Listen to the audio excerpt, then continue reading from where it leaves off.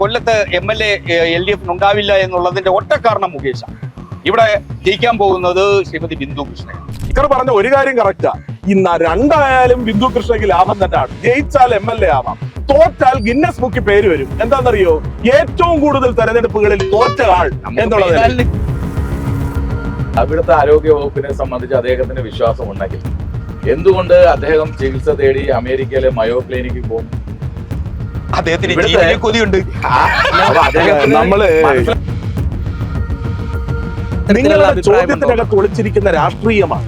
അല്ലല്ല, അതാണ് മുന്നണിക്കുള്ളിൽ അത്തരത്തിലൊരു അഭിപ്രായം ഉണ്ടോ? അതായത് വീണ ജോർജ് മോശമാണെന്നുള്ളത് അങ്ങനെ ഒരു അഭിപ്രായം ഉണ്ടെന്ന് ഞാൻ പറഞ്ഞോ? സർക്കാരിന്റെ പരിപാടി മാത്രമാണ്. കല്യാണം നടത്താൻ വേണ്ടിയാണോ സാംസ്കാരിക സമുച്ചയം ഉണ്ടാക്കി വെച്ചേക്കുന്നത്? എന്താണ് ഈ പറയുന്നത്?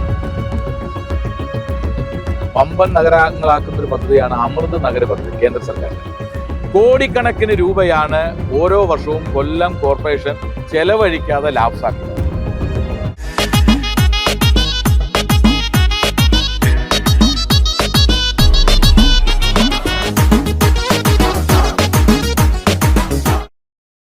കൊല്ലം തിരഞ്ഞെടുപ്പ് ചൂടിലാണ്. വേനൽ ചൂടിനൊപ്പം തന്നെ തിരഞ്ഞെടുപ്പ് ചൂടും കത്തുകയാണ് കൊല്ലത്ത്. എന്തൊക്കെയാണ് മനോജ് ചേട്ടാ കൊല്ലത്തിന്റെ വിശേഷങ്ങൾ? കൊല്ലത്തിന് ഒരുപാട് കാര്യങ്ങൾ പറയാനുണ്ട്. അതോടൊപ്പം തന്നെ കൊല്ലത്തെ സ്ഥാനാർത്ഥികൾക്കും ഒരുപാട് കാര്യങ്ങൾ പറയാനുണ്ടാവാം. എന്തായാലും വികസനം ചർച്ച ചെയ്യേണ്ട തെരഞ്ഞെടുപ്പാണ്. തീർച്ചയായും ഏറ്റവും കൂടുതൽ ജനങ്ങൾ ആഗ്രഹിക്കുന്നത് വികസനമാണ്. കാരണം അടിസ്ഥാന സൗകര്യങ്ങൾ പോലും ലഭ്യമാകാത്ത പലയിടങ്ങളും നമുക്ക് കൊല്ലത്ത് കാണാൻ സാധിക്കും ഇന്നും. അപ്പോൾ അതിനൊക്കെ ഒരു മാറ്റം ഉണ്ടാകണമെന്നുള്ളത് തന്നെയാണ് ജനങ്ങൾ ആഗ്രഹിക്കുന്നത്. അതോടൊപ്പം തന്നെ മുന്നണികൾ മുന്നോട്ട് വെക്കുന്ന പ്രഖ്യാപനങ്ങൾ, ആ പ്രഖ്യാപനങ്ങളിലൊക്കെ ജനങ്ങൾ ഇത്തവണയും ഏത് തീരുമാനം എടുക്കും എന്നുള്ളതാണ്. എന്തായാലും നമുക്ക് ജനങ്ങളുടെ പ്രശ്നം രാഷ്ട്രീയ പ്രതിനിധികളോട് തന്നെ ചോദിക്കാം എന്നുള്ളതാണ്. അവർക്ക് ഒരുപാട് പറയാനുണ്ടാവുമല്ലോ. ഉറപ്പായിട്ടും. നമുക്കപ്പം 3 പ്രതിനിധികളും ചേരുന്നുണ്ട്. ആദ്യം പ്രതീക്ഷകളിൽ നിന്ന് തുടങ്ങാം. പ്രതീക്ഷകളാണല്ലോ എല്ലാം. എന്താണ് പ്രതീക്ഷകൾ? BJPയുടെ പ്രതീക്ഷകൾ എന്താണ്? ഞങ്ങളെ സംബന്ധിച്ചോളം വലിയ പ്രതീക്ഷയാണ്.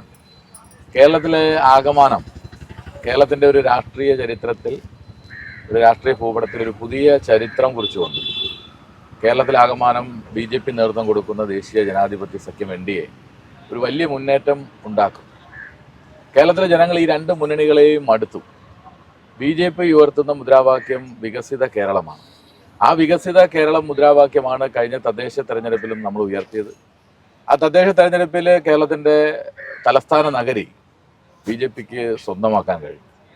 ഈ തെരഞ്ഞെടുപ്പിലും നമ്മെ സംബന്ധിച്ച് കൊല്ലം ജില്ലയിലടക്കം BJP പ്രദാനം ചെയ്യുന്ന ദേശീയ ജനാധിപത്യ സഖ്യത്തെ പ്രദാനം ചെയ്യുന്ന ജനപ്രതിനിധികൾ ഉണ്ടാകും. കാര്യം എന്തിനു വേണ്ടിയാണ് ഈ 2 മുന്നണികൾക്കും വോട്ട് ചെയ്യേണ്ടത് എന്ന് ജനങ്ങൾ ചിന്തിക്കണം. കാര്യം അവർക്ക് നിരവധി അവസരങ്ങൾ കിട്ടി. 70 വർഷമാണ് ഈ 2 മുന്നണികൾക്കും കൂടി കേരളത്തിൽ മാറി മാറി അവസരം കിട്ടുന്നത്. ആ അവസരം കിട്ടിയ സമയത്ത് ഇപ്പം 2016 പിണറായി സർക്കാർ അധികാരത്തിലേറി 10 വർഷക്കാലം പിന്നിടുമ്പോൾ 2016 3 ലക്ഷം കോടി രൂപ പൊതുകടം ബാധ്യത ഉണ്ടായിരുന്ന കേരളത്തെ ഇന്ന് 10 വർഷം കഴിഞ്ഞപ്പോൾ 6 ലക്ഷം കോടി രൂപ ഇരട്ടിയിലധികം തുകയിലേക്ക് കേരളത്തെ കൊണ്ടെത്തിച്ചു. വികസിതം എന്ന് പറയുമ്പോൾ ഞങ്ങൾ പറയുന്ന വികസനം ചുമ്മാ പറയുന്നതല്ല, അല്ലേ? ഈ രാജ്യത്ത് 12 വർഷമായി നടപ്പിലാക്കുന്ന വികസനം. ഇന്ന് കേരളത്തിൽ നമ്മൾ നോക്കുമ്പോൾ കേരളത്തിലൊരു സർക്കാരുണ്ട്, അതിനകത്ത് തർക്കമൊന്നുമില്ല. പക്ഷേ കേരളത്തിൽ നടക്കുന്ന വികസന പ്രവർത്തനങ്ങൾ ദേശീയപാതയുടെ കാര്യത്തിലായാലും, റോഡുകളുടെ നവീകരണത്തിൻ്റെ കാര്യത്തിലായാലും, റെയിൽവേ സ്റ്റേഷനുകളുടെ കാര്യത്തിലായാലും, വിമാനത്താവളങ്ങളുടെ കാര്യത്തിലായാലും എല്ലാം തന്നെ അതൊരു കേന്ദ്ര സർക്കാരിൻ്റെ കയ്യൊപ്പാണ്. ഇവിടെ നടക്കുന്ന പ്രവർത്തനങ്ങൾ പോലും ഏതാണ്ട് നല്ലൊരു ശതമാനം കേന്ദ്ര സർക്കാരിൻ്റെ സംഭാവനയാണ്. ഇവിടുത്തെ ജനങ്ങൾ സ്വാഭാവികമായി വികസനമാണ് ആഗ്രഹിക്കുന്നതെങ്കിൽ, അല്ലെങ്കിൽ വീണ്ടും ഒരു 5 വർഷവും കൂടി നഷ്ടപ്പെടുത്താനാണ് ഇവിടുത്തെ പൊതുജനങ്ങൾ ആഗ്രഹിക്കുന്നതെങ്കിൽ സ്വാഭാവികമായും അങ്ങനെ പോകും. വികസനമാണ് ആഗ്രഹിക്കുന്നതെങ്കിൽ BJPക്ക് അനുകൂലമായി ചിന്താഗതി ഉണ്ടാകണമെന്നാണ് വോട്ടർമാരോട് ഞങ്ങൾക്ക് അഭ്യർത്ഥിക്കാറുള്ളത്. അപ്പോൾ NDAയുടെ പ്രതിനിധി ഇവിടെ പറഞ്ഞു വികസനപരമായിട്ടുള്ള ഒരു മാറ്റം കൊല്ലം ആഗ്രഹിക്കുന്നുണ്ടെന്ന്. അത് അത്തരത്തിൽ തന്നെയല്ലേ? അതായത് ഏറെക്കാലമായി കൊല്ലത്തെ ജനങ്ങൾക്കൊരു വികസന മാറ്റം വരണമെന്നുള്ള അതൊരു കാര്യം തന്നെയല്ലേ? ഇടതുപക്ഷ ജനാധിപത്യ മുന്നണി ഈ തെരഞ്ഞെടുപ്പിനെ നേരിടുന്നത് കഴിഞ്ഞ 10 വർഷക്കാലമായി കേരളത്തിൽ ഇടതുപക്ഷ ജനാധിപത്യ മുന്നണി വിഭാവനം ചെയ്ത് നടപ്പിലാക്കിക്കൊണ്ടിരിക്കുന്ന വികസന പദ്ധതികളുടെ തുടർച്ചയ്ക്ക് വേണ്ടിയാണ് ഒരു 3ാം സർക്കാർ ഇടതുപക്ഷ ജനാധിപത്യ മുന്നണിയുടെ നേതൃത്വത്തിൽ ഉണ്ടാകണം എന്ന് ഉള്ള ഒരു മാൻഡേറ്റ് ജനങ്ങളുടെ മുമ്പിലേക്ക് വെക്കുന്നത്. വികസനത്തിനായി ഒരു മാറ്റം ആഗ്രഹിക്കുന്നു എന്ന് ജനൻ TV പറയുമ്പോൾ നിങ്ങളുടെ രാഷ്ട്രീയത്തിന്റെ അടിസ്ഥാനത്തിലാണ് ആ ചോദ്യം എന്നോട് ചോദിച്ചതെന്ന് എനിക്ക് വളരെ വ്യക്തമായിട്ട് മനസ്സിലായി. അതുകൊണ്ട് തന്നെ അതിനെ ജനം ടിവിയുടെ പരിപ്രേക്ഷ്യത്തിൽ തന്നെ ഉത്തരം പറയാനാണ് ഞാൻ ആഗ്രഹിക്കുന്നത്. കാരണം നിങ്ങളിപ്പോ ഇവിടെ വന്നിരിക്കുന്ന ഈ ക്യാമറാമാനും ഈ ടീമും കൊല്ലം നഗരത്തെക്കുറിച്ച് മനസ്സിലാക്കാതെയാണ് ആ ചോദ്യം ചോദിച്ചതെന്നും എനിക്ക് മനസ്സിലായി. കാരണം ഇവിടെ ഇരുന്നു കൊണ്ട് 4 ചുറ്റും ഒന്ന് കണ്ണോടിച്ചാൽ കാണുന്ന വികസനങ്ങൾ, തൊട്ടപ്പുറത്ത് കാണുന്ന ഈ നീലാംബരി എന്ന് പറയുന്ന ഓഡിറ്റോറിയം ഇപ്പോ കഴിഞ്ഞ ഇടതുപക്ഷ ജനാധിപത്യ മുന്നണി ഗവൺമെന്റിന്റെ കാലത്ത് പണി കഴിപ്പിച്ചതാണ്. ജനങ്ങൾക്ക് വേണ്ടിയുള്ള ഈ നടപ്പാത ഇടതുപക്ഷ ജനാധിപത്യ മുന്നണി ഗവൺമെന്റിന്റെ കോർപ്പറേഷൻ നേതൃത്വം കൊടുക്കുന്ന നിർമ്മാണ പ്രവർത്തനത്തിന്റെ ഭാഗമായി ഉണ്ടായതാണ്. അങ്ങനെ മണിക്കൂറുകൾ എടുത്ത് ഇപ്പൊ സമയപരിധി കൊണ്ട് ഞാൻ അങ്ങനെ വികസനത്തിന് കൊല്ലത്തിന് നൽകിയ വികസനത്തെ സംബന്ധിച്ച് 1, 2, 3, 4 ആയിട്ട് പറയാൻ ഞാൻ ഈ അവസരം ഉപയോഗിക്കുന്നില്ല. പക്ഷേ നിങ്ങൾ ചോദിച്ച ചോദ്യത്തിനകത്ത് കാതലായ ഒരു കാര്യത്തിന് BJPയുടെ പ്രതിനിധി ഇവിടെ ഒരു കാര്യം പറഞ്ഞു. വളരെ രസകരമായിട്ടാണ് ഞാനത് കേട്ടത്. കാരണം വിജയത്തിന് വേണ്ടി, മുന്നേറ്റത്തിന് വേണ്ടിയാണ് NDA ഈ തെരഞ്ഞെടുപ്പിൽ മത്സരിക്കുന്നത് എന്ന് പറഞ്ഞു. എന്ത് മുന്നണിയാണ് യഥാർത്ഥത്തിൽ NDAയുടെ കേരളത്തിൽ ഇപ്പോൾ മത്സരിക്കുന്നത്? ഒന്ന് ആലോചിച്ച് നോക്കൂ. NDAയുടെ ഭാഗമായിട്ടുള്ള 2020 എന്ന് പറയുന്ന രാഷ്ട്രീയ പാർട്ടി കേരളത്തിലെ ജനങ്ങളുടെ മുമ്പിലേക്ക് കുറെ സ്ഥാനാർത്ഥികളെ അവതരിപ്പിച്ചു. സ്ഥാനാർത്ഥികളെ അവതരിപ്പിച്ചിട്ട് ഈ വിജയിക്കും എന്ന് പറയുന്ന ആളുകൾ നോമിനേഷൻ കൊടുക്കാൻ ചെന്നപ്പോ വോട്ടില്ലാത്ത ആളുകളെ സ്ഥാനാർത്ഥിയാക്കുന്ന ഒരു മുന്നണിയാണ് കേരളത്തിൽ വികസനത്തെ കുറിച്ച് സ്വപ്നം കാണുന്നത്. ആദ്യം മിനിമം ആർക്ക് സ്ഥാനാർത്ഥിയാകാൻ കഴിയും എന്നുള്ളതെങ്കിലും ഒന്ന് മനസ്സിലാക്കാൻ കഴിയാത്ത NDA ആണോ കേരളത്തിൽ വികസനം കൊണ്ടുവരാൻ കഴിയുന്നത്? ഞാൻ എന്റെ കൊക്കിന് ജീവനുണ്ടെങ്കിൽ ഞാൻ BJP ആകില്ല എന്ന് ഉറക്കെ പ്രഖ്യാപിച്ചിരുന്ന അഖിൽ മാരാർ ഇപ്പൊ എവിടാ നിൽക്കുന്നത്? അങ്ങനെ ഓരോരോ സ്ഥാനാർത്ഥികൾ. അപ്പോ ഈ പാർട്ടി മാറ്റത്തെ കുറിച്ചല്ല ഞാൻ പറഞ്ഞത്. പാർട്ടി മാറ്റത്തെ കുറിച്ച് പറയുമ്പോൾ എല്ലാ പാർട്ടിയിൽ നിന്നും അങ്ങോട്ടും ഇങ്ങോട്ടും മാറ്റങ്ങൾ ഉണ്ടായിക്കൊണ്ടിരിക്കുകയാണ്. പക്ഷേ NDAയുടെ പ്രതിനിധി ഈ ചർച്ച ഓപ്പൺ ചെയ്തുകൊണ്ട് ഇവിടെ പറഞ്ഞിട്ടുള്ളൊരു ഒരു പരിഹാസദ്യോതകമായിട്ടുള്ള ഒരു പരാമർശമുണ്ട്. ആ പരാമർശത്തെ കുറിച്ചാണ് ഞാൻ സൂചിപ്പിക്കുന്നത്. സുസ്ഥിരമായ ഒരു സ്ഥാനാർത്ഥികളെ പോലും കണ്ടെത്താൻ കഴിയാത്ത NDA എന്ത് വികസന സ്വപ്നം കേരളത്തിൽ വെക്കുമെന്നാണ് പറയുന്നത്? LDF മുന്നോട്ട് വയ്ക്കുന്ന LDF ചെയ്തിട്ടുള്ള വികസനത്തെ സംബന്ധിച്ച് ഞാൻ പറയണോ? വികസനം കൊല്ലം നഗരത്തെ കുറിച്ച് കൊല്ലം നഗരത്തെ സംബന്ധിച്ച് ഞാൻ പറഞ്ഞല്ലോ. കൊല്ലം നഗരം നമുക്ക് ഇവിടെ കാണാൻ സാധിക്കുന്നത്, അതായത് ഈ കാര്യങ്ങളൊക്കെ പറയുമ്പോഴും കാണാതെ പോകുന്ന ഒരുപാട് കാര്യങ്ങളുണ്ട്. നമ്മളിപ്പോൾ ഓലയിൽക്കുള്ള പാലത്തിലോട്ട് പോയി കഴിഞ്ഞാൽ അഷ്ടമുടിക്കായലിന്റെ നടുവിലേക്ക് എങ്ങോട്ട് പോകണമെന്ന് അറിയാതെ നിൽക്കുന്ന ഒരു പാലമുണ്ട്. ആ പാലത്തിന്റെ പണി പൂർത്തിയാക്കാൻ സാധിച്ചിട്ടില്ല.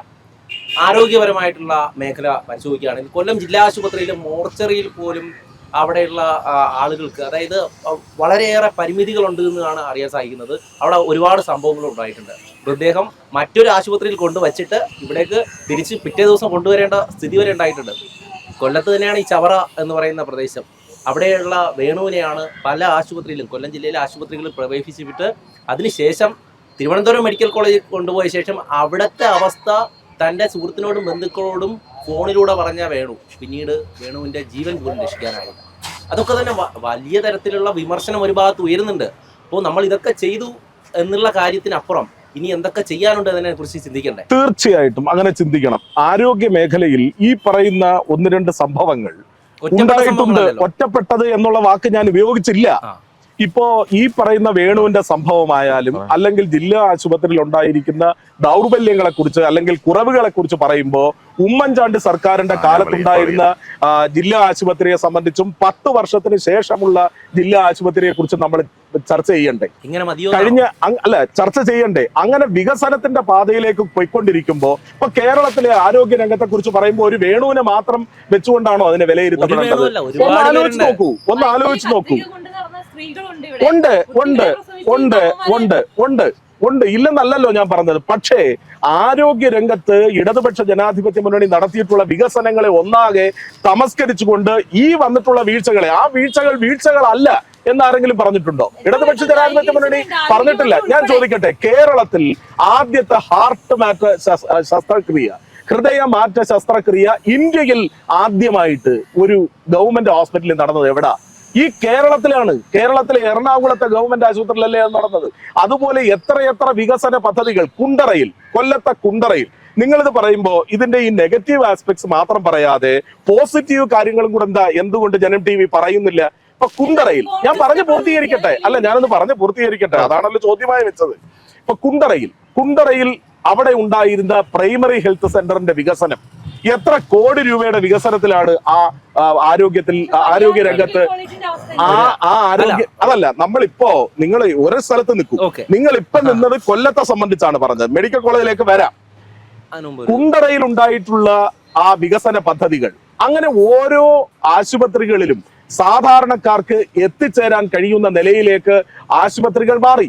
ആ ആശുപത്രികൾ മാറിയപ്പോ ഈ തരത്തിലുള്ള 1-2 സംഭവങ്ങൾ ഉണ്ടായപ്പോ ഒന്നാം പിണറായി സർക്കാരിന്റെ കാലത്ത് കെ ശൈലജ ടീച്ചർ ഗംഭീരമായിരുന്നു, എന്നാൽ വീണ ജോർജ് അങ്ങ് മോശക്കാരിയാണ് എന്നുള്ള നിലയിൽ ഉണ്ടായിട്ടുള്ള ചില സംഭവങ്ങളെ ഉയർത്തി കാണിച്ചുകൊണ്ട് ഇടതുപക്ഷ ജനാധിപത്യ മുന്നണി സർക്കാരിനെ ഒന്നാകെ ഇകഴ്ത്തുന്ന ആ ഒരു പ്രോസസ് എന്ന് പറയുന്നത് നിങ്ങളുടെ ചോദ്യത്തിനകത്ത് ഒളിച്ചിരിക്കുന്ന രാഷ്ട്രീയമാണ്. അല്ലല്ല, അതാണ് മുന്നണിക്കുള്ളിൽ അത്തരത്തിലൊരു അഭിപ്രായം ഉണ്ടോ? അതായത് വീണ ജോർജ് മോശമാണെന്നുള്ളത് അങ്ങനത്തെ ഒരു അഭിപ്രായം ഉണ്ടെന്ന് ഞാൻ പറഞ്ഞോ? നിങ്ങളുടെ ചോദ്യത്തിൽ അത് ഉണ്ടെന്നാണ് ഞാൻ പറഞ്ഞത്. കാരണം കത്രികയുമായി ബന്ധപ്പെട്ട് ഉയർത്തിയ ചോദ്യം, അതിൽ നിന്ന് നിങ്ങൾ എന്റെ കയ്യിൽ നിന്ന് പ്രതീക്ഷിച്ച മറുപടി അത് ഈ ഗവൺമെന്റിന്റെ കാലത്തല്ല, 2017-ലും 2021-ലും അല്ലേ ആ സർജറി നടന്നത് എന്ന് ഞാൻ ചോദിക്കുമെന്നാണ് ഞാൻ ചോദിക്കും. അതിന്റെ മറുപടിയായി നിങ്ങൾ പ്രതീക്ഷിച്ചത് നമ്മൾ തുടങ്ങിയത് എങ്ങനെയാ അറിയോ? അതെ, ജില്ലയിലെ പരിമിതികളെ കുറിച്ചാണ്. അതെ, ഉമ്മൻചാണ്ടി സർക്കാരിന്റെ കാലത്ത് ഉണ്ടായിരുന്ന ആശുപത്രികളെക്കാളും അടുത്ത സർക്കാർ വന്നപ്പോൾ വളരെ മികച്ച രീതിയിലൊരു മാറ്റം ഉണ്ടായി എന്നുള്ളതാണ്. ഇതില് കേരളത്തിലെ ഒന്നാമതായിട്ട് കേരളത്തിൽ ഞാൻ കാണുന്ന ഏറ്റവും വലിയ പ്രശ്നം എന്ന് പറയുന്നത് പൊതുകടം തന്നെയാണ്. ആഭ്യന്തര ഉൽപാദനം വർദ്ധിപ്പിക്കാൻ കഴിയാത്ത തരത്തിൽ സാമൂഹ്യ വിപത്തായി സാമ്പത്തിക രംഗം മാറി. അതൊരു വലിയ പ്രശ്നമാണ്. ആഭ്യന്തര ഉൽപാദനം കേരളത്തിൽ വർദ്ധിച്ചിട്ടില്ല. അപ്പോൾ നമ്മൾ കടം വാങ്ങുക. വളരെ ലളിതമായിട്ട് പറഞ്ഞാൽ, നമ്മളിപ്പോൾ വീട്ടിൽ നമ്മൾ 10,000 രൂപ വരുമാനമുള്ള ഒരു വീട്ടുടമസ്ഥൻ 20,000 രൂപയുടെ ചെലവ് ചെയ്യുന്നു എന്നിരുന്നാൽ ഒരു വർഷം കൊണ്ട് എത്ര രൂപയുടെ കടം? വളരെ ലളിതമായി സാധാരണ ജനങ്ങൾക്ക് ചിന്തിച്ചാൽ മനസ്സിലാവും. അങ്ങനെ കടം വാങ്ങിക്കൊണ്ടിരിക്കുകയാണ്. ഈ കടത്തിന് പലിശ അടയ്ക്കുന്നതിന് വേണ്ടി സെസ് എന്ന് പറയുന്ന ഇടതുവിരുദ്ധ നിലപാട് സ്വീകരിക്കുകയാണ്. സെസ്സാണ് ഏർപ്പെടുന്നത്. പെട്രോളിന് സെസ്, വിദ്യാഭ്യാസത്തിന് സെസ്, അങ്ങനെ പല രീതിയിൽ സെസ് എടുത്തിട്ട് ഇതിന്റെ പലിശ അടച്ചുകൊണ്ടിരിക്കും. അപ്പോൾ എന്താ സംഭവിക്കുന്നത്? കേരളത്തിന്റെ ആഭ്യന്തര വരുമാനം, ഇതിൽ വരുന്നിരിക്കുന്ന ഏറ്റവും വലിയ വൈരുദ്ധ്യം എന്ന് പറയുന്നത് വരുമാനത്തെക്കാൾ കൂടുതൽ ചെലവാക്കുകയും അതിനപ്പുറം തനത് വരുമാനം വർദ്ധിപ്പിക്കുന്നതിന് സംസ്ഥാന സർക്കാരിന് കഴിഞ്ഞിട്ടില്ല. അതുകൊണ്ടാണ് പൂച്ച പെറ്റുകിടക്കുന്ന ഖജനാവ് എന്ന് പറയേണ്ടി വരുന്നത്. ഇനി വികസന കാര്യത്തിലേക്ക് അങ്ങ് തന്നെ ചൂണ്ടിക്കാണിച്ചു, ഇവിടെ നമ്മുടെ തൊട്ടടുത്തുള്ള ലിങ്ക് റോഡിന്റെ പാലം എന്ത് വികസന ചെയ്ത് കേരളത്തിൽ. ഞാൻ കൊല്ലത്ത് ഒരുപാട് കൺസ്ട്രക്ഷൻ നടത്തിയിട്ടുണ്ട് എന്നുള്ളത് ഞാൻ സമ്മതിക്കുന്ന ആളാണ്. എന്തുകൊണ്ടാണ് ഈ കൺസ്ട്രക്ഷൻ നടത്തുന്നതെന്നല്ല, ഇതിൽ കമ്മീഷൻ 10 മുതൽ 15% വരെ ഇത് നടത്തിക്കുന്ന ആളുകൾക്ക് കമ്മീഷൻ കിട്ടും. അപ്പൊ ഏറ്റവും എളുപ്പത്തിൽ ഇപ്പൊ തന്നെ ഇത് കോർപ്പറേഷന്റെ റോഡുകൾ, ഈ പറഞ്ഞ ഫുട്പാത്തുകൾ നിർമ്മിച്ചിട്ടുണ്ട്. ഇത് വാക്കേഴ്സിന് വേണ്ടി നിർമ്മിച്ചിട്ടുള്ള. ഇതിന്റെ പല സ്ഥലങ്ങളിലെയും ക്വാളിറ്റി പരിശോധിച്ചു കഴിഞ്ഞാൽ ഞാൻ എൻ്റെ വീട്ടിലിടുന്ന ഇന്റർലോക്കിന്റെ ക്വാളിറ്റി ഇട്ടിരിക്കുന്നത്. അപ്പൊ അതിന്റെ അർത്ഥം ഇതിൽ കമ്മീഷൻ പോയിട്ടുണ്ടെന്നല്ല. അപ്പൊ കമ്മീഷൻ കിട്ടാൻ വേണ്ടി ഇപ്പൊ നമുക്കറിയാം കേരളത്തിലെ ഏറ്റവും വലിയ കമ്മീഷൻ ഏജൻസിയായി മാറിയിരിക്കുന്ന ഊരാളുങ്കലിന് വർക്ക് കൊടുക്കുന്നു. ഒരു ടെൻഡറും വേണ്ട, ഈ ഏണസ്റ്റ് മണി ഡെപ്പോസിറ്റ് വേണ്ട, ഒന്നും വേണ്ട. വളരെ എളുപ്പത്തിൽ അവർക്ക് വർക്ക് കൊടുക്കാൻ കഴിയും. ആ വർക്ക് കിട്ടുന്നത് വഴി അതിൽ വളരെ കൃത്യമായി ഇതിന്റെ കമ്മീഷൻ, അതിലേക്കുള്ള മെഷീനറികൾ സപ്ലൈ ചെയ്യുന്നത് CPIM-ന്റെ ഉന്നത നേതാക്കന്മാരാണ്. അപ്പൊ അതാണ് ഒന്ന്. ഇനി ആരോഗ്യമേഖല വളരെ രസകരമായിട്ടാണ് നമ്മളിപ്പോൾ ആരോഗ്യമേഖലയെ കുറിച്ച് ചിന്തിച്ചുകൊണ്ടേയിരിക്കുമ്പോൾ നമ്മൾ കരുതുന്നത് എന്താ? കേരളത്തിൽ ആരോഗ്യ മേഖല കഴിഞ്ഞ 10 കൊല്ലം കൊണ്ടാണ് ഈ കാണുന്ന കുതിപ്പ്. തിരുവിതാംകൂർ മഹാരാജാവിന്റെ കാലം മുതൽ തുടങ്ങിയത് ആരോഗ്യ മേഖലയിൽ കേരളം നമ്പർ 1 എന്ന് പറയുന്നത്. തിരുവിതാംകൂർ മഹാരാജാവ് പ്ലേഗ് അടക്കം ഉള്ള വലിയ മഹാമാരി വന്നിരുന്ന കാലത്ത് ഇടപെട്ടത് കണക്ക് ഇപ്പോ ഉള്ള മന്ത്രിമാർ ഇടപെടുന്നു എന്ന് നമുക്ക് കാണാൻ കഴിയില്ല. ഇത് ചരിത്രത്തിലുള്ള കാര്യമാണത്. മാത്രമല്ല, നമ്മുടെ ആരോഗ്യ മേഖലയിൽ ഇപ്പൊ 2016-21 കാലത്തിൽ ടീച്ചർ ഇരുന്നപ്പോൾ സംഭവിച്ചൊരു വലിയ മാറ്റമുണ്ട്. എന്താന്ന് വെച്ചാൽ അവരുടെ PR ഏജൻസി വളരെ കൃത്യമായി ഉണർന്ന് പ്രവർത്തിക്കുകയും കോവിഡും നിപ്പയും ഒക്കെ പിടിച്ചു വെച്ചിരിക്കുന്നു. അപ്പൊ എന്തു പറ്റി? പാവം വീണ ജോർജ് ഇപ്പൊ മന്ത്രിയായപ്പോ അവരുടെ PR ഏജൻസിക്ക് അതിനപ്പുറം അതോടൊപ്പം പിടിച്ചു നിൽക്കാൻ കഴിയുന്നില്ല എന്നുള്ള പ്രശ്നം മാത്രമേ ഉള്ളൂ. കാര്യം ശസ്ത്രക്രിയയിൽ കത്രിക വയറ്റിൽ വെച്ചിരുന്നത് ടീച്ചറുടെ കാലത്താണ്. പക്ഷെ പാവം അതിന്റെ ദുരിതം അനുഭവിക്കൊണ്ട് വന്നത് വീണ ജോർജ്. ഞാൻ വീണ ജോർജിനെ കുറ്റം പറയില്ല. അവരുടെ കഴിവിന് അനുസരിച്ചല്ലേ അവർക്ക് ചെയ്യാൻ കഴിയും. മാത്രമല്ല, നമ്മുടെ ആശുപത്രിയിൽ ഇപ്പൊ പാലത്തറ ആശുപത്രിയുടെ കാര്യം പറഞ്ഞു, 10 കോടി രൂപ മുടക്കിയിട്ടാണ് പ്രൊജക്ട് ചെയ്തിട്ടുണ്ട്. കട്ടിലില്ല, ഒരു ഇന്റേണൽ എക്യുപ്മെന്റ്സും അവിടെ വന്നിട്ടില്ല ഹോസ്പിറ്റലിന്റെ. കെട്ടിടം ഉണ്ടെന്നുള്ള കെട്ടിടത്തിന്റെ പണിയുണ്ട്. 10 മുതൽ 15% കമ്മീഷൻ കിട്ടുന്ന പണിയാണല്ലോ, മറ്റേത് കിട്ടൂലല്ലോ. ഈ കമ്മീഷന് വേണ്ടിയിട്ടാണ് വികസനം നടത്തുന്നത്. കമ്മീഷന്റെ ഡെവലപ്മെന്റ് ആണ് കേരളത്തിലും വിശിഷ്യ കൊല്ലത്തും നടന്നിട്ടുള്ളത്. കാര്യം ഞങ്ങൾക്കൊക്കെ നേരിട്ട് അറിയാവുന്ന. റിജിച്ചേട്ടൻ എങ്ങനെയാ ഈ പോയിന്റിനെ കാണുന്നത്? അല്ല, നമ്മള് ഈ വികസനത്തെ കുറിച്ച് പറയുമ്പോ ഒന്ന് പുറകിലേക്ക് നോക്കണം. ഒന്ന് നോക്കുമ്പോ അവിടെ ഒരു സാംസ്കാരിക സമുച്ചയം കാണാം. ശ്രീനാരായണ ഗുരുവിന്റെ പേരിലാണ് ആ അല്ല, ഞാൻ അസ്കർ പറഞ്ഞതിന് ഞാൻ എന്തായാലും അസ്കറിന് ഈ 1 മാസം മുമ്പ് ഉണ്ടാകാത്ത കാര്യങ്ങളാണ് അസ്കറിന് ഇപ്പൊ ഈ ഉണ്ടായത്. ഈ പറയുന്നതല്ല. കാരണം ഞാനും അസ്കറും കൂടെ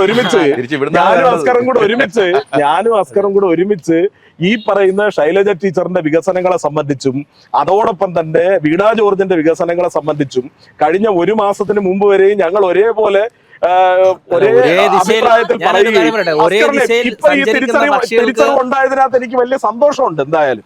പക്ഷേ ഈ കാണുന്ന വികസനം, ശ്രീനാരായണ സാംസ്കാരിക സമുച്ചയം, ശ്രീനാരായണ ഗുരുവിന്റെ പേരിൽ ലോകത്തിന് മാതൃകയായി ഒരു സാംസ്കാരിക സമുച്ചയം കൊല്ലത്തുണ്ടായതിനെ നമ്മൾ കാണാതിരിക്കാൻ പാടുണ്ടോ? പിന്നെ അസ്കർ ഇപ്പോ വൈകി വന്ന വസന്തമാണെങ്കിൽ പോലും അസ്കറിന് ഇപ്പോ ഒരു വിവേകം ഉദിച്ചു. എന്താണെന്നറിയോ? വികസനം നടന്നു, പക്ഷേ അതിനകത്ത് എന്തുണ്ട്? അതിനകത്ത് കമ്മീഷനുണ്ട്. അഭിഭാഷകനായിട്ടുള്ള അസ്കർ ചെയ്യേണ്ടത് എന്താ? അങ്ങനെ ഉണ്ടായിരുന്നെങ്കിൽ കഴിഞ്ഞ ഇത്രയും വർഷക്കാലം ഇതിനെ ന്യായീകരിക്കാതെ അസ്കർ ഒരു പൊതുപ്രവർത്തകൻ എന്നുള്ള നിലയിൽ അതിന്റെ നിയമ നടപടി സ്വീകരിക്കണ്ടേ? അങ്ങനെ അഴിമതിയുടെ പേരിൽ, സ്വജനപക്ഷപാതത്തിന്റെ പേരിൽ അങ്ങനെ അഴിമതിക്ക് വേണ്ടിയാണ് ഈ വികസനം കേരളത്തിലും വിശിഷ്യ കൊല്ലത്തും നടക്കുന്നതെങ്കിൽ ഉത്തരവാദിത്ത ബോധമുള്ള ഒരു പൗരൻ എന്നുള്ള നിലയിൽ എന്ത് നിയമ നടപടിയാ സ്വീകരിച്ചത്? അങ്ങനെ യാതൊരു നിയമ നടപടിയും സ്വീകരിക്കാതെ കാടടച്ച് വെടിവെച്ചുകൊണ്ട് നടക്കുന്ന വികസന പ്രവർത്തനങ്ങളെ ഒന്നാകെ അംഗീകരിക്കുകയും എന്നാൽ ആ വികസന പ്രവർത്തനങ്ങളിലെല്ലാം കമ്മീഷൻ പരിപാടി ഉണ്ട് എന്ന് പറയുകയും ചെയ്യുന്നതിലെ ദുഷ്ടലാക്ക് വെറും രാഷ്ട്രീയമാണ്. അതാണ് വളരെ ലളിതമായിട്ട് ഇതിനൊരു മറുപടി പറഞ്ഞിട്ടുണ്ട്. അല്ല പ്രശാന്ത്, അത് പറയുന്നറിയുമോ? അഴിമതിയെ സംബന്ധിച്ച അഴിമതി മുകൾ തട്ടുമ്പോൾ താഴെ തട്ട് വരെ സാർവത്രികമാക്കിയതാണ് കഴിഞ്ഞ LDF അല്ലാതെ മറ്റാരുണ്ട് ഇതുപോലെ ചെയ്യാൻ? കഴിഞ്ഞ 10 കൊല്ലം കൊണ്ട് LDF ചെയ്ത ഏറ്റവും വലിയ ഗുണം അഴിമതി താഴെ തട്ട് മുതൽ മുകൾ തട്ട് വരെ സാർവത്രികമാക്കി. ഇപ്പൊ ഞാൻ ശ്രീനാരായണ സാംസ്കാരിക സമുച്ചയത്തിന്റെ കാര്യം പറഞ്ഞു. ഒന്ന് പോയി നോക്കാം, ഇന്ന് വരെ അതിനകത്ത് ഒരു പരിപാടിയും നടന്നിട്ടില്ല. നമ്മള് കണ്ണടച്ചിരുട്ടാക്കിക്കൊണ്ട് ആ തരത്തിലുള്ള പരാമർശങ്ങൾ നടത്തരുത്. കൊല്ലത്തിലെ ജനതയ്ക്കറിയാം ശ്രീനാരായണ സാംസ്കാരിക സമുച്ചയത്തിൽ സർക്കാരിന്റെ പരിപാടി മാത്രമാണ് നടക്കുന്നത്. കല്യാണം നടത്താൻ വേണ്ടിയാണോ സാംസ്കാരിക സമുച്ചയം ഉണ്ടാക്കി വെച്ചേക്കുന്നത്? എന്താണ് ഈ പറയുന്നത്? സാംസ്കാരിക സമുച്ചയം ഉണ്ടാക്കിയിരിക്കുന്നത് കല്യാണം നടത്താനല്ല. മിനിമം ധാരണയെങ്കിലും വേണം. ഇപ്പോ എൻഡിയുടെ പ്രതിനിധി നേരത്തെ പല ചോദ്യങ്ങളും ഉന്നയിച്ചു. അതോടൊപ്പം തന്നെ അദ്ദേഹം പറയുന്നത് സാംസ്കാരിക സമുച്ചയം അത് തന്നെയാണ് കൊല്ലത്തിന്റെ വികസനം ചൂണ്ടിക്കാണിക്കുന്നത്. പക്ഷേ അടിസ്ഥാനപരമായിട്ടുള്ള പല കാര്യങ്ങളും അദ്ദേഹം ആരോഗ്യരംഗത്തെ കുറിച്ചൊക്കെ സൂചിപ്പിച്ചു. നമ്മുടെ കേരളത്തിലെ ആരോഗ്യരംഗം ഇവിടെ സൂചിപ്പിച്ചു. KK ശൈലജ ടീച്ചർ ഇരിക്കുന്ന സമയത്ത് ഉണ്ടായിരുന്ന PR വർക്കിംഗ്. നമ്മുടെ കേരളത്തിലെ ആരോഗ്യ മേഖലയിൽ ഇത്രയും വിശ്വാസമുണ്ടായിരുന്ന ഒരു ഗവൺമെന്റ് ആണെങ്കിൽ, അല്ലെങ്കിൽ അതിന് നേതൃത്വം കൊടുക്കുന്ന ഒരു മുഖ്യമന്ത്രിയാണ്, അവിടുത്തെ ആരോഗ്യ വകുപ്പിനെ സംബന്ധിച്ച് അദ്ദേഹത്തിന് വിശ്വാസം ഉണ്ടെങ്കിൽ എന്തുകൊണ്ട് അദ്ദേഹം ചികിത്സ തേടി അമേരിക്കയിലെ മയോ ക്ലിനിക്കിൽ പോകുന്നു? അദ്ദേഹത്തിന് കൊതിയുണ്ട്.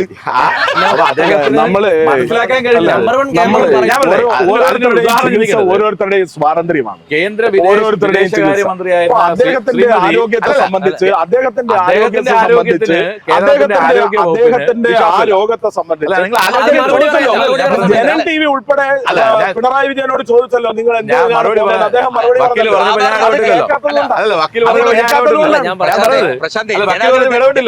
ഒരു നിമിഷം. ജനാധിപത്യത്തിൽ മുഖ്യമന്ത്രിയും സാധാരണ ജനം ഒരുപോലെ. സാധാരണ ജനത്തിന് കിട്ടാത്ത ആരോഗ്യ പരിരക്ഷ മാതൃകയാക്കേണ്ടത് കേന്ദ്ര വിദേശകാര്യമന്ത്രിയായിരുന്നു ശ്രീമതി സുഷമ സ്വരാജ്. രോഗത്തിന്റെ കഠിനമായ അവസ്ഥയിൽ വന്ന സമയത്തും അവരോട് ഡോക്ടർമാരടക്കം പറഞ്ഞു, വിദേശ രാജ്യങ്ങളിൽ പോയി ഇതെല്ലാം ചികിത്സിക്കാനുള്ള അവസരം കേന്ദ്ര സർക്കാരിന്റെ ചെലവിൽ അവർക്കുണ്ടായിരുന്നു, അല്ലെ? പക്ഷെ അവരെന്താന്ന് പറഞ്ഞ മറുപടി, എന്റെ രാജ്യത്ത് എല്ലാ പൗരന്മാർക്കും കിട്ടുന്ന ആരോഗ്യ മേഖലയിൽ കിട്ടുന്ന സേവനം മാത്രം എനിക്ക് കിട്ടിയാൽ മതി എന്ന് പറഞ്ഞ ഒരു വിദേശകാര്യമന്ത്രിയുള്ള നാട്ടിലാണ് കേരളത്തിലെ ആരോഗ്യ വകുപ്പ് നമ്പർ 1 എന്ന് പറയുന്ന മുഖ്യമന്ത്രി ചികിത്സ തേടി പോകുന്നു. ഏറ്റവും വലിയ സ്ഥാനമാണ് എയിംസ്. PR വർക്ക് കൊടുത്ത് വലുതാക്കി വെച്ചിട്ടുള്ള.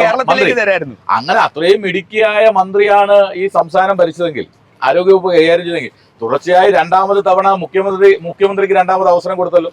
അത്രയും മിടുക്കിയായ ഒരു ആരോഗ്യമന്ത്രിയാണെങ്കിൽ എന്തുകൊണ്ട് അവർക്ക് അവസരം കൊടുത്തില്ല? ഇവിടെ ആരോഗ്യ മേഖലയെ കുറിച്ച് പറയുന്ന സമയത്ത് ഞാൻ പറഞ്ഞു, ഇപ്പോഴും ഏതാണ്ട് 10 വർഷത്തിലധികമാകുന്നു പാരിപ്പള്ളി ഗവൺമെന്റ് മെഡിക്കൽ കോളേജ് കുടിവെള്ളമില്ല. അതിന്റെ എല്ലാ ഭൗതിക സാഹചര്യം കേന്ദ്ര സർക്കാരിന്റെ ESA കോർപ്പറേഷൻ കെട്ടിടങ്ങളുടെ കാര്യത്തിൽ ഇന്ത്യയിൽ ഏറ്റവും വലിയ വിസ്തീർണമുള്ള മെഡിക്കൽ കോളേജ് ഭൗതിക സാഹചര്യം ഒരുക്കി സംസ്ഥാന സർക്കാരിന് കൈമാറി.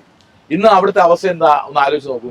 അവിടെ NS ഹോസ്പിറ്റലിലേക്ക് അല്ലെങ്കിൽ അഷ്ടമുടിയിലേക്ക് അങ്ങനെ സ്വകാര്യ ആശുപത്രിയിലേക്ക് രോഗികളെ റിക്രൂട്ട്മെന്റ് ചെയ്യുന്ന ഏജൻസിയായി ജില്ലാ ആശുപത്രി മാറുന്നു, പാരിപ്പള്ളി മെഡിക്കൽ കോളേജ് മാറുന്നു. ഇവിടെ വികസനം പറഞ്ഞു, അദ്ദേഹം പറഞ്ഞ വികസനം തന്നെ ഞാൻ പറയാം. ചിൽഡ്രൻസ് പാർക്ക് എത്ര വർഷമായത് പൂട്ടിയിട്ടിട്ട് ഇദ്ദേഹം ചൂണ്ടിക്കാണിച്ച് ഈ ചിൽഡ്രൻസ് പാർക്ക് എന്ന് പറയുന്ന ഇവിടെ വന്ന് കുട്ടികളടക്കം കളിക്കുന്ന ഈ ചിൽഡ്രൻസ് പാർക്ക് പൂട്ടി. തുടർച്ചയായി 25 വർഷത്തിനധികം അവർ ഭരിച്ചിരുന്ന കോർപ്പറേഷന്റെ അധീനതയിലുള്ള ചിൽഡ്രൻസ് പാർക്ക്. മഹാത്മാഗാന്ധി പാർക്ക് ബീച്ചിനോട് ചേർന്ന് കിടക്കുന്ന എന്തുകൊണ്ട് മഹാത്മാഗാന്ധി പാർക്ക് പൂട്ടി? ആ പാർക്ക് ലേലത്തിലെടുത്തത് ഇവിടുത്തെ ഒരു പ്രധാനപ്പെട്ട ബിസിനസ്സുകാരനാണ്. ആ ബിസിനസ്സുകാരന് ചില കാര്യങ്ങൾ CPM എന്ന് പറയുന്ന മാർക്സിസ്റ്റ് പാർട്ടിയുടെ നേതാക്കന്മാർക്ക് ചെയ്തു കൊടുത്തില്ല. അതിന്റെ ഫലമായി അദ്ദേഹം ലേലത്തിൽ പിടിച്ചു. അദ്ദേഹം പിന്നെ കോടതി പോകേണ്ടി വന്നു. കോടതിയിൽ ആ കേസ് നടക്കുകയാണ് എന്നാണ് എനിക്ക് കിട്ടിയിട്ടുള്ള വിവരം. ഇപ്പൊ ആരോഗ്യ മേഖലയെ കുറിച്ച് പറയുന്ന സമയത്തും അല്ലെങ്കിൽ ഇപ്പൊ കൊല്ലത്തിന്റെ നഗരത്തിന്റെ കാര്യം നമ്മൾ എടുക്കുന്നു. നിങ്ങൾ ആലോചിച്ചു, കൊല്ലം ടൗണിൽ വരുന്ന ഒരു സാധാരണക്കാരന് ഒരു പബ്ലിക് കംഫർട്ട് സ്റ്റേഷൻ, ഞാൻ മിനിമം ഇത്രയും മാത്രമേ പറയുന്നുള്ളൂ.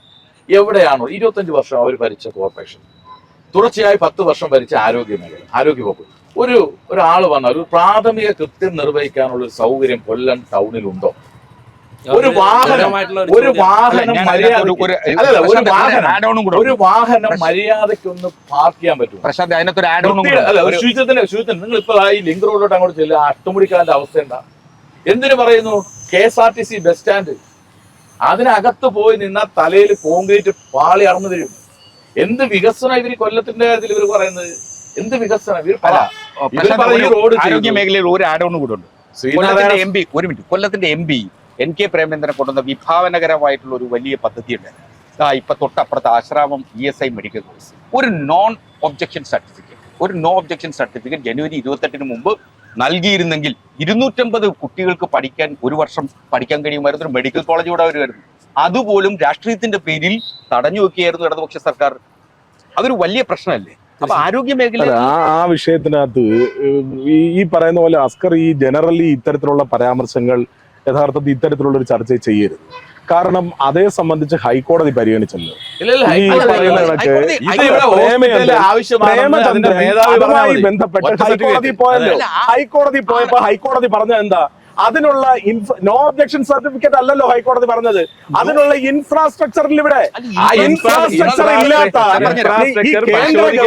കേന്ദ്ര ഗവൺമെന്റ് ഞാൻ ചോദിക്കട്ടെ, ഈ ആരോഗ്യ രംഗത്ത് ഇത്ര വിഫലതയുള്ള ഈ NDAയുടെ പ്രതിനിധി, ഇവരുടെ ഒരു MP ഉണ്ടല്ലോ കേരളത്തിൽ നിന്നുള്ള MP, ഈ MP നിങ്ങളുടെ MP ജനൻ TVയുടെ MP കേരളത്തിൽ എവിടെയും നടന്ന് പറഞ്ഞുകൊണ്ടിരിക്കുന്നുണ്ടല്ലോ എയിംസിനെ കുറിച്ച്. തെരഞ്ഞെടുപ്പിൽ നിന്ന് നേരിട്ടോണ്ടിരുന്നപ്പോ പറഞ്ഞ എന്താ? തൃശ്ശൂരിൽ വരും, പിന്നെ പറഞ്ഞ് തിരുവനന്തപുരത്ത് വരും, പിന്നെ പറഞ്ഞ് എനിക്കിഷ്ടം അതല്ല ആലപ്പുഴയാന്ന് പറഞ്ഞു. അത് കഴിഞ്ഞിട്ട് പറഞ്ഞു ഇതൊന്നും വേണ്ട, ഞാനങ്ങ് തക്കലേ കൊണ്ടുപോവാന്ന് പറഞ്ഞു തമിഴ്നാട്.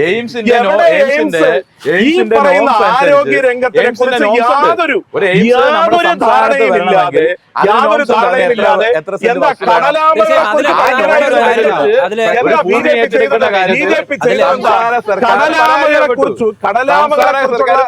വേണ്ടിയാണ്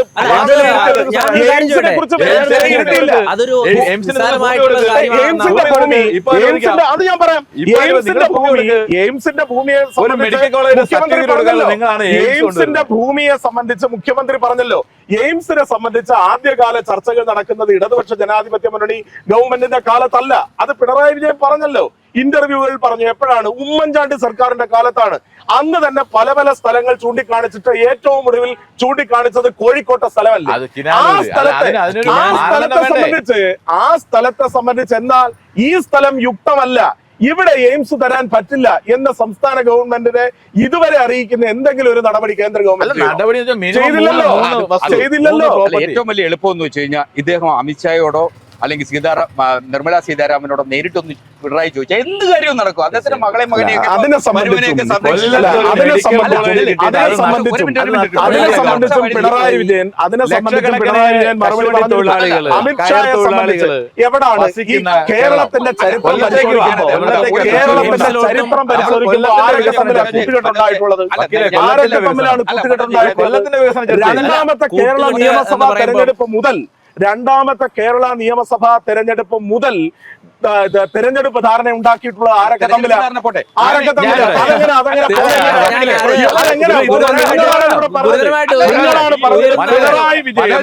പിണറായി വിജയൻ കൈപ്പത്തിയും അരിവാളും ഒന്നാണ്. അല്ലല്ലോ, ഞാനത് പറയാം. ആരൊക്കെ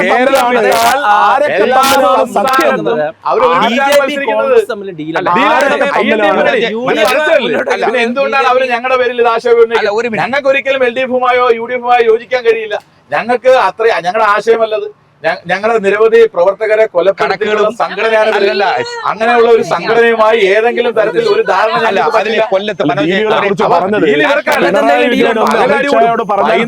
വിഷയമേ ഉള്ളൂ പറഞ്ഞതുകൊണ്ടാണ് പറയേണ്ടി വരുന്നത്.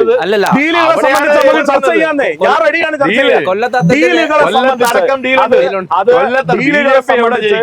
നേരിട്ടുള്ള ഡീലിനെ കുറിച്ചും അല്ലാതെ രഹസ്യ ഡീലുകളെ സംബന്ധിച്ചും സാമൂഹ്യമായി ഉള്ളടക്കമില്ലാത്ത ആളുകളെ രാഷ്ട്രീയത്തിൽ പൊതു തെരഞ്ഞെടുപ്പിൽ നിർത്തുന്നതിൽ നിന്ന് രാഷ്ട്രീയ പാർട്ടികൾ പിൻവാങ്ങണം. അതിൽ ഇടതുപക്ഷത്തിനും ചില പങ്കുകളുണ്ട്. ആ ഇടതുപക്ഷത്തിന്റെ പങ്കും ഇത്തരത്തിൽ ഒരുപക്ഷെ ജയസാധ്യതയുള്ള മുഖപരിചയമുള്ള സാംസ്കാരിക നായകരെന്നു കരുതി സിനിമയിൽ നിന്ന് അടർത്തിയെടുത്തുകൊണ്ടുവന്ന മുകേഷിനെ പോലുള്ള ആളുകളൊക്കെ പിടിച്ച് സ്ഥാനാർത്ഥിയാക്കി. അതിന്റെ അനുഭവവും പാർട്ടിക്ക് ഉണ്ടായിട്ടുണ്ട്. കാര്യം ഇപ്പൊ ഈ കൊല്ലം പിഷാരടി അടിമുടി കോൺഗ്രസ്സുകാരനാണ്. കേരളത്തിന്റെ ചരിത്രത്തിൽ അങ്ങനെ ഒരുപാട് സംഭവങ്ങൾ ഉണ്ടായിട്ടുണ്ട്. എം വി രാഘവനെ തോൽപ്പിച്ചതാരാ? കടമനിട്ട രാമകൃഷ്ണനാണ് ഒരു തവണ തോൽപ്പിച്ചത്. കടമനിട്ട രാമകൃഷ്ണനാണ്. കടമനിട്ടയും മുകേഷിനെ കമ്പയർ ചെയ്യാൻ പറ്റില്ല. ഞാൻ കമ്പയർ ചെയ്തില്ലല്ലോ, ഒരിക്കലും ഞാൻ കമ്പയർ ചെയ്തില്ല. എന്തുകൊണ്ട് ഇന്ന് തുടർ കൊല്ലത്ത് MLA LDF ഉണ്ടാവില്ല എന്നുള്ളതിന്റെ ഒറ്റ കാരണം മുകേഷാണ്. ഇവിടെ ജയിക്കാൻ പോകുന്നത് ശ്രീമതി ബിന്ദു കൃഷ്ണൻ. എന്തുകൊണ്ടാണ് അത് സംഭവിച്ചത്? മുകേഷിന്റെ കഴിഞ്ഞ 10 കൊല്ലത്തെ എന്തോന്നറിയാം ഭാസ്കരൻ, നമ്മളൊരു കാര്യത്തെ രാഷ്ട്രീയമായി വിശകലനം ചെയ്യുമ്പോ കൊല്ലത്ത് മുകേഷ് എന്ന് പറയുന്ന ഒരു വ്യക്തിയുടെ അടിസ്ഥാനത്തിലല്ല കൊല്ലത്തെ ജനങ്ങൾ വോട്ട് ചെയ്തിട്ടുള്ളത്. അതുകൊണ്ടാണ് രണ്ടാമത് മുകേഷ് വീണ്ടും ജയിക്കുകയും ചെയ്തത്. ഈ പറയുന്ന ഒരുപാട് ആക്ഷേപങ്ങൾ നിലനിൽക്കെ മുകേഷ് വീണ്ടും ജയിച്ചപ്പോ അത് നമ്മൾ കാണേണ്ട ഒരു കാര്യം, കേരളത്തിലെ ജനങ്ങൾ വളരെ രാഷ്ട്രീയ പ്രബുദ്ധതയുള്ള ജനങ്ങളാണ്. ആ ജനങ്ങൾ ഇതിനു മുമ്പുണ്ടായിരുന്ന MLA-യുടെ പ്രോഗ്രസ് റിപ്പോർട്ടിന്റെ അടിസ്ഥാനത്തിലല്ല വോട്ട് ചെയ്യുന്നത്. ഇപ്പൊ ഈ അസ്കർ പറഞ്ഞ ഒരു കാര്യം കറക്റ്റാ. രണ്ടായാലും ബിന്ദു കൃഷ്ണയ്ക്ക് ലാഭം തന്നെയാണ്. ജയിച്ചാൽ MLA ആവാം, തോറ്റാൽ ഗിന്നസ് ബുക്കിൽ പേര് വരും. എന്താണെന്നറിയോ? ഏറ്റവും കൂടുതൽ തെരഞ്ഞെടുപ്പുകളിൽ തോറ്റ ആൾ എന്നുള്ള നിലയിൽ നിന്ന തെരഞ്ഞെടുപ്പുകളിലെല്ലാം തോറ്റ ആൾ. ആറ്റിങ്ങൽ മുതൽ ഇങ്ങോട്ട് പഞ്ചായത്ത് തെരഞ്ഞെടുപ്പിലടക്കം എല്ലാ തെരഞ്ഞെടുപ്പുകളിലും തോറ്റ ഒരാൾ, ആ ഒരാൾ ജയിക്കും എന്നൊക്കെ പ്ലെയിൻ സ്റ്റേറ്റ്മെന്റുകൾ നടത്തുമ്പോ നമ്മൾ ആലോചിക്കേണ്ടത് കൊല്ലത്തെ രാഷ്ട്രീയ പ്രബുദ്ധതയുള്ള ജനങ്ങളാണ്. അത് മുകേഷിന്റെ രാഷ്ട്രീയ പാരമ്പര്യമോ അതൊന്നും നോക്കിയല്ല ജനങ്ങൾ വോട്ട് ചെയ്യുന്നത്. കേരളത്തിലെ ജനങ്ങൾ രാഷ്ട്രീയത്തിന്റെ അടിസ്ഥാനത്തിൽ വോട്ട് ചെയ്യും. 900 കശുവണ്ടി ഫാക്ടറി ഉണ്ടായിരുന്നതാണ് കൊല്ലം ജില്ലയിലാകവനം.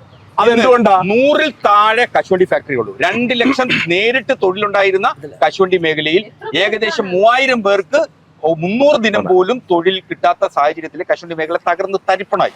ഞാൻ പറയാം, 500-ലധികം കശുവണ്ടി മുതലാളിമാരുണ്ടായിരുന്നു, ചെറുതും വലുതുമായ വൻകിട ഫാക്ടറികൾ നടത്തിയിരുന്ന 100-200 കോടി രൂപ പ്രതിവർഷം ബിസിനസ് ഉണ്ടായിരുന്ന കശുവണ്ടി മുതലാളി സ്വന്തം വീട് കിടപ്പാടം പോലും ഇല്ലാതെ കടത്തിനടി. ഞാൻ ഇന്നൊരു അനുഭവം പറയാം. ഒരു കശുവണ്ടി മുതലാളി ഇന്ന് എന്നെ കാണാൻ വരുമ്പോൾ, ഞാൻ കോടതിയിൽ വെച്ച് കാണുമ്പോൾ ഞാൻ ചോദിച്ചു വണ്ടി എവിടെയെന്ന് ചോദിക്കുമ്പോൾ ഡീസൽ അടിക്കാൻ പണം ഇല്ലാത്തത് കൊണ്ട് വണ്ടിയിൽ വരാതെ ബസ്സിൽ കയറി വന്നിട്ടുള്ളതാണ്. ഇയാൾ എപ്പോഴൊക്കെ ഞാൻ കണ്ടിട്ടുണ്ടോ ഇന്നോവ ക്രിസ്റ്റയിൽ ഡ്രൈവറും വെച്ച് വന്നിരുന്ന മനുഷ്യനാണ്.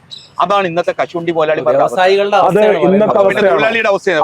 അവസ്ഥയാണോ ഈ പറഞ്ഞത്? ഇന്ന് ഒരു നിമിഷം കൊണ്ട് അല്ലെങ്കിൽ കഴിഞ്ഞ 10 വർഷക്കാലം കൊണ്ട് ഇടതുപക്ഷ ജനാധിപത്യ മുന്നണിയുടെ ഭരണകാലയളവിലാണോ സ്വകാര്യ മേഖലയിലെ കശുവണ്ടി തൊഴിലാളികൾക്ക് ഇതുണ്ടായത്? 10 കൊല്ലം കൊണ്ട് ഈ സ്വകാര്യ മേഖലയിലെ കശുവണ്ടി തൊഴിലാളികൾക്ക് ഈ തരത്തിലുള്ള വെല്ലുവിളികൾ നേരിടുന്നതിന് ഭൗതികമായിട്ടുള്ള കോവിഡ് അടക്കമുള്ള ഒരുപാട് സാഹചര്യങ്ങൾ ഉണ്ടായില്ലേ?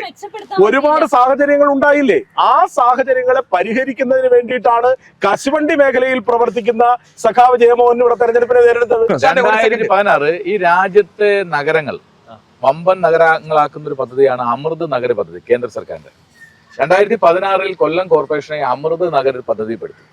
അപ്പൊ അമൃത് നഗർ പദ്ധതിയിൽ ഒരു നഗരത്തെ പെടുത്തുക എന്ന് പറഞ്ഞാൽ രാജ്യത്തെ വലിയ നഗരങ്ങളായിട്ടുള്ള ഇപ്പൊ പറഞ്ഞ ബോംബെ, ഡൽഹി, കൽക്കട്ട അടക്കമുള്ള ആ നഗരങ്ങളോട് കിടപിടിക്കുന്ന നിലയിൽ ആ നഗരങ്ങളിൽ ഉണ്ടാകുന്ന അടിസ്ഥാന വികസന പ്രവർത്തനങ്ങളും വമ്പൻ വികസന പ്രവർത്തനങ്ങളും നമ്മുടെ നഗരത്തിൽ നടപ്പിലാക്കാം കേന്ദ്ര സർക്കാരിന്റെ അമൃത് നഗർ പദ്ധതിയിൽ കൊല്ലം കോർപ്പറേഷൻ ഉൾപ്പെടുത്തി.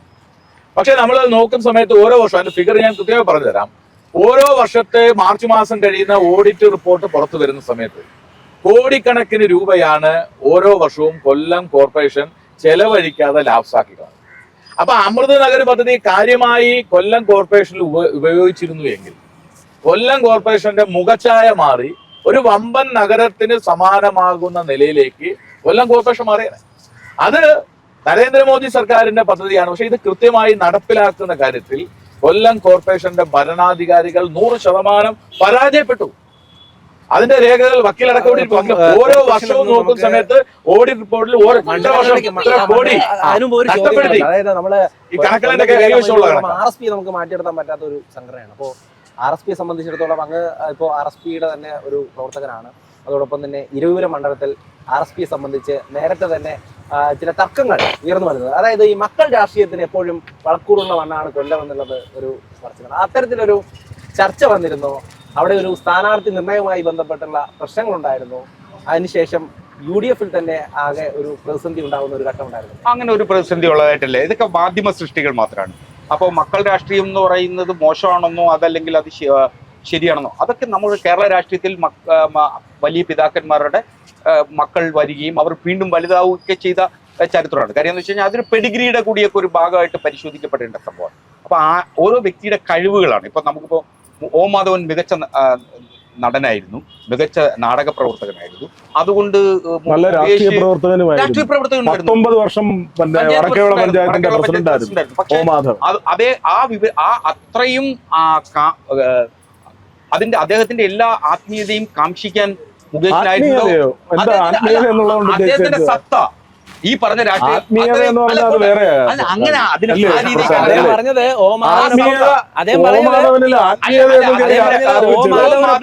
നേരവകാശം മുകേഷിനെ ചോദിക്കാൻ അവകാശം ഉണ്ടോ? ഇല്ല. മനസ്സിലായില്ലേ? അദ്ദേഹത്തിന്റെ മോനല്ലേ അതുകൊണ്ട് അദ്ദേഹത്തിന്റെ എന്തായാലും തർക്കങ്ങൾ നല്ലതാണ്. എല്ലാ മുന്നണികളും അവരുടേതായിട്ടുള്ള കാര്യങ്ങൾ മുന്നോട്ട് വെക്കുന്നുണ്ട്. ജനങ്ങളാണ് ഇനി തീരുമാനിക്കേണ്ടത്. അവർ തീരുമാനിക്കട്ടെ, നമുക്ക് നോക്കാം അല്ലേ? അതെ, നന്ദി, താങ്ക് യു.